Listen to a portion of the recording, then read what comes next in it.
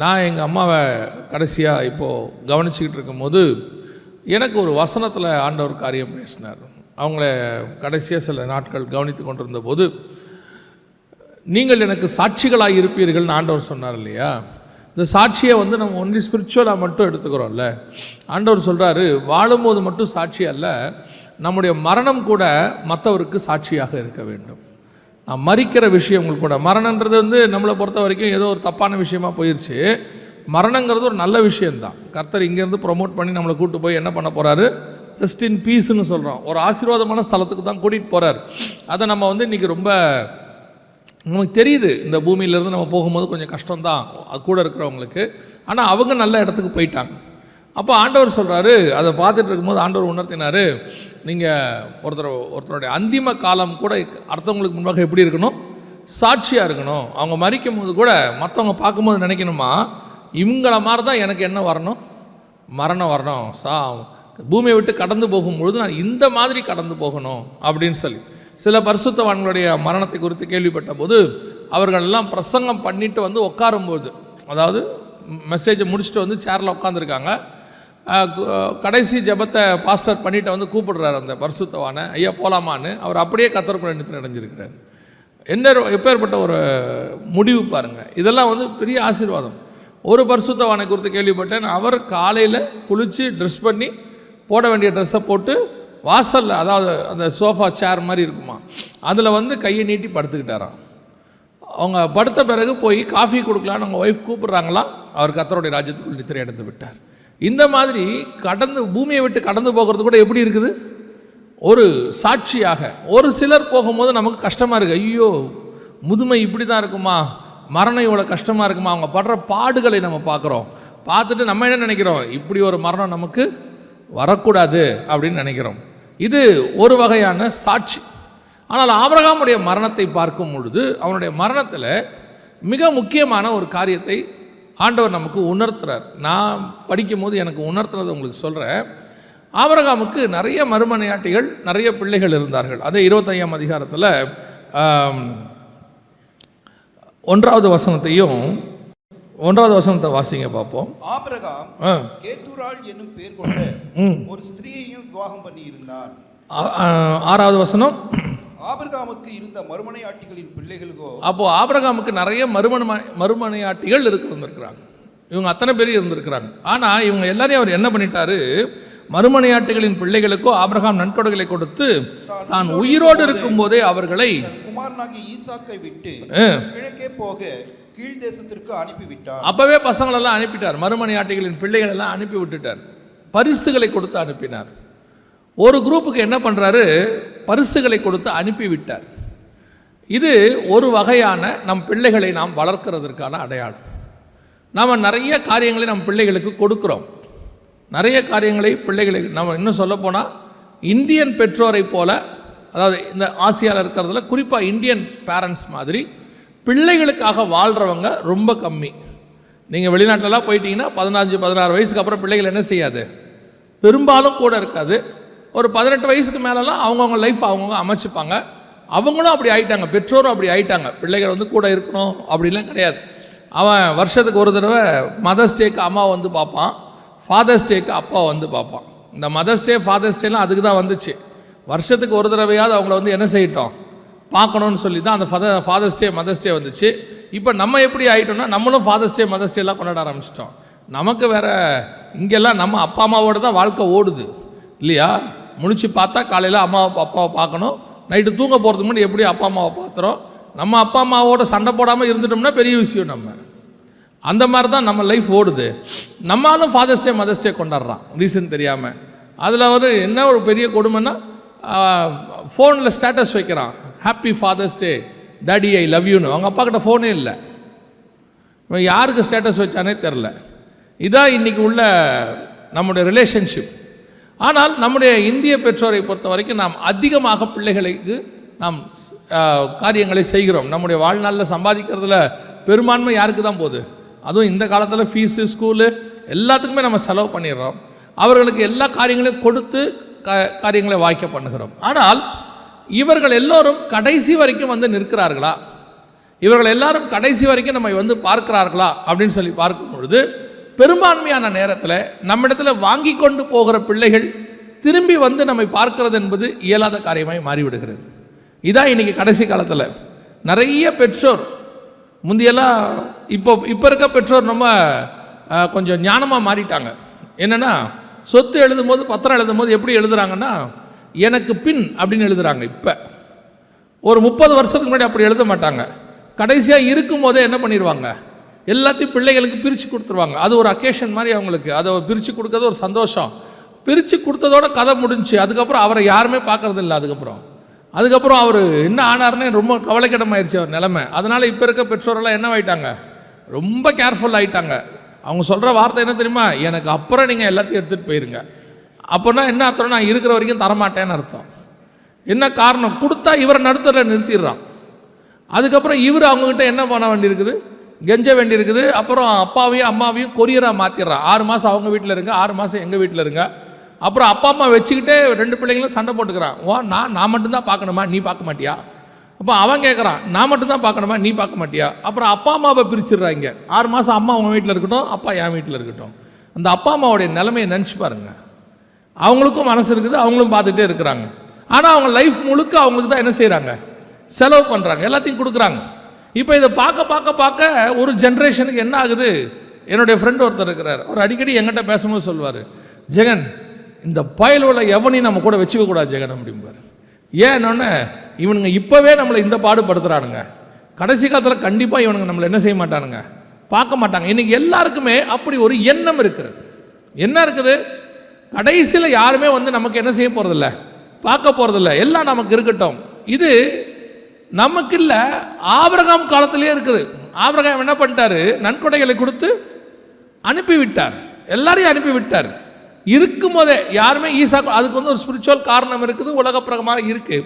ஆனால் ஆபிரகாமின் மரணத்தில் நீங்கள் பார்த்தீங்கன்னா மறுமனையாட்டுகளின் பிள்ளைகள்னு சொல்கிற கேத்தூரான் பிள்ளைகள் யாருமே இல்லை. இவங்களுக்கும் ஆபிரகாம் வளர்த்துருக்கிறாரு, எல்லாம் பண்ணியிருக்கிறாரு, பரிசுகளை கொடுத்துருக்கிறார். ஆனால் இவர்கள் யாராவது வந்து நின்னாங்களா அப்படின்னு பார்த்தீங்கன்னு சொன்னால் யாருமே இல்லை. ஒருவேளை நீங்கள் கேட்கலாம், அதான் அனுப்பி விட்டுட்டாரே அவங்க எப்படி திரும்பி வருவாங்க. அவர் நல்லா கவனிச்சு பார்த்தீங்கன்னா அவர் கூட இஸ்மவேலும் இல்லை, ஈசாக்கும் இல்லை, 2 பேருமே மரணத்தில் தான் வந்தார்கள். நடுவுலையும் இஸ்மவேலையும் என்ன செஞ்சிட்டார், அவர் அனுப்பி விட்டார். ஈசாக்கும் வேற ஒரு ஊரில் தான் குடியிருந்தார். நீங்கள் 23ஆம் அதிகாரத்தில் பார்த்தீங்கன்னா ஆபிரகாம் கூட அவர் இல்லை, தனியாக வேற ஊரில் லகாய் ரோயிங்கிற இடத்துல தான் அவர் குடியிருந்தார்னு வசனம் சொல்லுது. அப்படி இருக்கும் பொழுது இவர் மம்ரையின் சமபூமியில் இருக்கிறார், அவர் லகாய் ரோயில் இருக்கிறார். 2 பேரும் வெவ்வேறு இடத்துல தான் குடியிருக்கிறாங்க. ஈசாக்கும் வெளியே தான் இருக்கிறாரு, இஸ்மவேலும் வெளியே தான் இருக்கிறாரு, கேத்தூரான் பிள்ளைகளும் வெளியே தான் இருக்கிறார்கள். ஆனால் இந்த பரிசுகளை வாங்கின பிள்ளைகள், எல்லாத்தையும் அப்பா கிட்ட இருந்து வாங்கிட்டு போற பிள்ளைகள் கடைசி நாட்களில் அப்பாவுடைய முடிவு காலத்தில் வந்து நிற்கிறார்களா என்பதுதான் கேள்வி. இன்னைக்கு நம்ம கூட எத்தனை பேர் அப்படி இருக்கிறாங்க. சரி, நம்ம கூட நம்ம பிள்ளைகள் இருப்பாங்களா, இருக்கட்டும், நாம நம்ம அப்பா அம்மாவோட இருந்திருக்கிறோமா? கிறிஸ்தவத்தினுடைய அர்த்தம் என்ன? கிறிஸ்தவம் என்றால் என்ன? It's not a religion. இது ஒரு மதம் அல்ல. நான் ஏற்கனவே வேற மதத்தில் இருந்தேன், அந்த மதத்தில் இருந்து இந்த மதத்துக்கு நான் மாறிட்டேன்னு சொல்லக்கூடியதான மதம் அல்ல. இட்ஸ் அ ஸ்பிரிச்சுவல் லைஃப், ஆவிக்குரிய வாழ்க்கை, நம்மளை முழுவதும் உள்ளே மாற்றக்கூடியது. It's based upon the love. தேவன் அன்பாய் இருக்கிறார். இன்னைக்கு கிறிஸ்தவத்தில் அன்பு எங்க இருக்கிறது? கிறிஸ்தவம் என்றாலே அன்பின் அடிப்படையிலான ஒரு மார்க்கம். அன்பு தான் அதனுடைய பேஸ். ஆண்டவர் சொல்றாரு, ஒரு ஏழையோ இல்லாதவனுக்கோ, கஷ்டப்படுறவனுக்கோ, சாப்பாடு இல்லாதவனுக்கோ, ட்ரெஸ் இல்லாதவனுக்கோ ஏதாவது நீங்கள் கொடுத்தீங்கன்னா அதை யாருக்கு கொடுத்தீங்க? எனக்கே கொடுத்தீர்கள். கொடுத்தது மட்டும் இல்லை, அவன் எதுக்கு குவாலிஃபை ஆயிடுறான்னா ஹெவனுக்கே குவாலிஃபை ஆயிடுறானா. கொடுக்குறவனை பார்த்து சொல்றாரு, என்னோடு கூட நீ என்ன செய்ய, வலதுபுறத்தில் எஜமானுடைய சந்தோஷத்துக்குள் பிரவேசிக்க சொல்லிட்டாரு. இன்னைக்கு கிறிஸ்தவத்தினுடைய அடிப்படை, உன் பெற்றோர் எங்கே இருக்கிறார்கள்? எத்தனை பெற்றோரை கொண்டு போய் ஓல்டேஜ் ஹோமில் விட்டுட்டு வந்திருக்கிறீங்க? எத்தனை பெற்றோரை விட்டதோட பார்க்காம விட்டு இருக்கிறீங்க? கேட்டால் என்ன சொல்றீங்க? இன்னைக்கு சிச்சுவேஷன் அப்படி, இன்னைக்கு சூழ்நிலை அப்படி, நானும் என் மனைவியும் எங்கள் அம்மாவை பார்க்க முடியாது. இதே நிறைய உங்கள் அம்மாவும் உங்கள் அப்பாவும் நினச்சிருந்தா என்ன ஆயிருக்கும் யோசித்து பாருங்க. இன்னைக்கு கடைசி காலத்தில் உங்கள் அப்பாவும் அம்மாவையும் பார்க்கறதுக்கு தான் ஆண்டவர் உங்களை வளர்த்தார். ஆண்டவர் உங்களுக்கு கொடுத்துருக்கிற ஆசீர்வாதம் எதற்கு? நீங்கள் படித்து சம்பாதிச்சு ஆளுக்கு 1.5 லட்சம் சம்பாதிக்கிறீங்க, கணவன் 1.5 லட்சம், மனைவி 1.5 லட்சம், ஐடியில் போயிட்டீங்கன்னா நல்ல சம்பாத்தியம், இல்லை குறைஞ்சபட்சம் சம்பாதிக்கிறீங்க. ஆனால் அந்த வயசான தாயையோ தகப்பனையோ கடைசி காலத்தில் பார்க்கக்கூடிய இடத்துல இன்னைக்கு எது இல்லை? கிறிஸ்தவத்தில் இல்லை, கிறிஸ்தவர்கள் இல்லை. புற ஜாதியாரிடத்தில் காணப்படுகிறதான நீதி கூட கிறிஸ்தவரிடத்தில் காணப்படுகிறது இல்லை. இவங்க சொல்றாங்க, பிராக்டிகலி சொல்றாங்க. இன்னைக்கு பிராக்டிக்கலா முடியாதுங்க. யூ கேன், பிராக்டிக்கலாக முடியும், முடியாமல் போகவே போகாது. ஏன் முடியாது? நம்ம குழந்தைய பிறந்த போது நாம கஷ்டப்பட்ட காலத்தில், நம்ம என்னன்னே சொல்ல தெரியாமல் இருந்த காலத்தில் பசிக்கு அழுகுறோமா, எறும்பு கடிச்சு அழுகுறோமா, எதுக்கு அழுகுறோங்கிறத அவங்க கண்டுபிடிச்சு பார்த்தவங்க தான் அவங்க 2 பேரும், அப்பாவும் அம்மாவும். இன்னைக்கு அப்பா அம்மா கடைசி காலத்தில் கொஞ்சம் குழந்தையா மாறிடுறாங்க, வேற வழி இல்லை, அவங்களுக்கு நடக்க முடியல. இன்னைக்கு முந்தி இருந்த மாதிரி கிடையாது, ஆபிரகாம் காலம் ஈசாக் காலம் மாதிரி கிடையாது. இப்போ எல்லா ஃபெசிலிட்டிஸும் டயப்பர்லேருந்து எல்லாம் வந்துருச்சு அவங்களுக்கு. அதை வாங்கி கொடுத்து கொஞ்சம் பார்க்கறதுக்கு கஷ்டம். உங்களுக்கு சொல்கிறேன், கடைசி காலத்தில் பெற்றோரை பார்க்காத எந்த பிள்ளையும் உன்னுடைய கடைசி காலத்தை குறித்து நினச்சிக்குங்க. பணம் இருக்குது, பொருள் இருக்குது, ஆஸ்தி இருக்குது, சம்பாத்தியம் இருக்குது, எல்லாம் ஓகே தான்.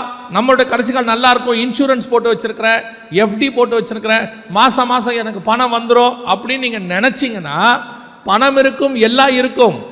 இந்த உறவுகளுடைய தேவை என்பதை கர்த்தர் உணர்த்துவார். கர்த்தர் உணர்த்துவார். ரொம்ப கேர்ஃபுல்லாக இருந்து கொள்ளணும். இன்னைக்கு மெட்டீரியலைஸ் உலகமாக மாறிடுச்சு, கமர்ஷியல் வேர்ல்டாக மாறிடுச்சு. லவ் பேஸ் கிடையாது. இன்னைக்கு பெற்றோரை கொண்டு போய் விட்டுறாங்க, கேட்டட் சொல்றாங்க. அதுக்குன்னு ஒரு கேட்டட் கம்யூனிட்டி இருக்குது. அப்பா அம்மாவை கொண்டு போய் அங்கே விட்டாச்சு, சேஃபாக இருக்காங்க, சிசிடிவி போட்டிருக்குது, எல்லாம் பண்ணியிருக்கு. மாதம் மாதம் அப்பா அம்மாவுக்கு நாங்கள் பணம் அனுப்பிடுறோம், ரைட் ஃபைன். நீங்கள் வந்து 2 வார்த்தை பேசுகிற மாதிரி இருக்குமா? வீடியோ காலில் பார்த்துட்டா நம்ம எல்லாமே சாட்டிஸ்ஃபேக்ஷன். வீடியோ காலில் பார்த்துட்டா ஓகே அப்படின்னு சொன்னால், வீடியோ கால்லையே நீங்களும் ரெஸ்டாரண்ட்டில் இருக்கிற சாப்பாடை பார்த்துருங்க. ஆன்லைனில் பசி ஆறிடுமான்னு பார்த்துடலாமே. இப்போ சொல்கிறான், அதான் நான் வீடியோ காலில் பார்த்துட்டேனே. வீடியோ கால்லையே நீங்கள் எல்லாத்தையும் பார்க்க முடியுமா?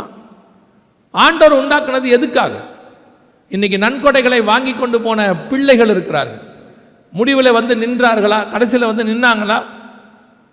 ஒரு தகப்பனார், அவருக்கு நிறைய பெண் பிள்ளைகள், ஒரே ஒரு ஆண்மகன், ஒரே ஒரு பையன்தான்.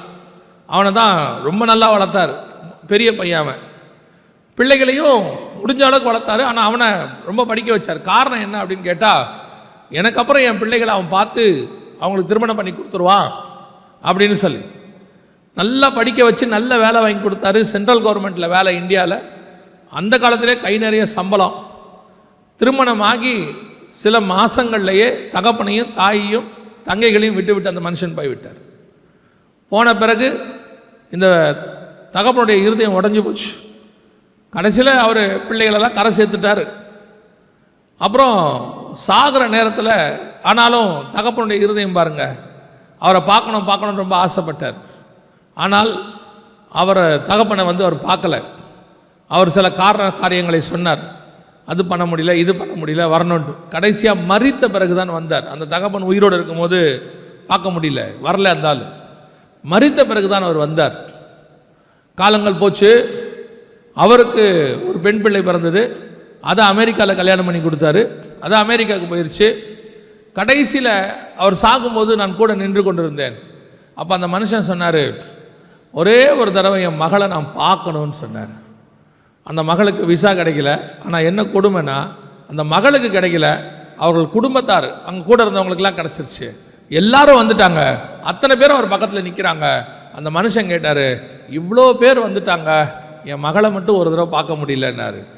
பார்க்காமையே கடைசியில் கண்ணு மூடிட்டார், மரித்து போனார். கர்த்தர் கணக்கு தீர்க்கிறவர். உன் தகப்பன் உன்னை பார்க்க ஆசைப்பட்ட போது நீ பக்கத்தில் போய் நிற்க முடியலல்ல, கையை பிடிச்சி பேச முடியலல்ல, உன் தகப்பனுக்கு ஆறுதலாக 4 வார்த்தை சொல்ல முடியலல்ல. ஆனால் நீ சாகும்போது, நீ மரணம் அடையும் போது, நீ உன் பிள்ளைகள் இருக்க வேண்டும் என்று எதிர்பார்ப்பதில் என்ன நியாயம் இருக்கிறது? பெற்றோருக்கு தேவையான காரியத்தை செய்ய முடியாத ஒரு மகனும் ஒரு மகளும், மகளை கூட பரவாயில்ல, அது யார் வீட்டுக்கோ போயிடுச்சு, அந்த கணவனுடைய கண்ட்ரோலில் இருக்கு. இப்போ இல்லை, நான் முந்தி சொல்கிறேன், இப்போ கணவன் தான் கண்ட்ரோலில் இருக்கார். கணவனுடைய கண்ட்ரோலில் இருக்குது. அது வர முடியுதோ இல்லையோ பரவாயில்ல. ஆனால் ஒரு தகப்பனையும் தாயையும் பார்க்க வேண்டிய மிக முக்கியமான பொறுப்பு மகனுக்கு உண்டு. You must. பரிசுகளை அவங்களுடைய வாழ்நாளில், அவங்களுடைய வாலிபத்தில் அவங்க உழைச்சதை நீங்கள் சாப்பிட்டுட்டு, அவங்க உழைச்சதில் நீங்கள் படிச்சுட்டு, அவங்க உழைச்சதில் நீங்கள் எல்லாத்தையும் செஞ்சு ட்ரெஸ் எல்லாம் போட்டுட்டு, தாயை பார்த்து தகப்பனை பார்த்து ஒரு கேள்வி கேட்குறீங்க, நீ எனக்கு என்னத்தை செஞ்சுட்ட அப்படின்னு சொல்லி. பரலோகம் ஒவ்வொரு வார்த்தையும் கவனிக்கும். உன் வாயிலிருந்து புறப்படுகிற ஒவ்வொரு வார்த்தையும் பரலோகம் பார்த்துக்கிட்டே இருக்குது.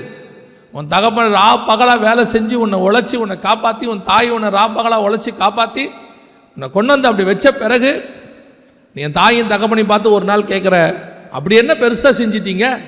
எல்லாரும் செஞ்ச மாதிரி தானே செஞ்சீங்க, எல்லாரும் செஞ்ச மாதிரி செஞ்சுருக்கலாம், ஆனால் உன் தகப்பன் பட்ட கஷ்டம் உன் தகப்பனுக்கு தான் தெரியும். அது உனக்கும் தெரிஞ்சிருக்கணும். இன்றைக்கி கடைசி காலத்தில் தகப்பனோடு தாயோடு வந்து நிற்காத ஒரு கூட்டம் ஸ்டைலாக சர்ச்சில் வந்து உக்காந்துக்கிறது. இதில் ஒரு பெருமை வேறு, நாங்கள் அதை பண்ணுறோம் இதை பண்ணுறோன்னு.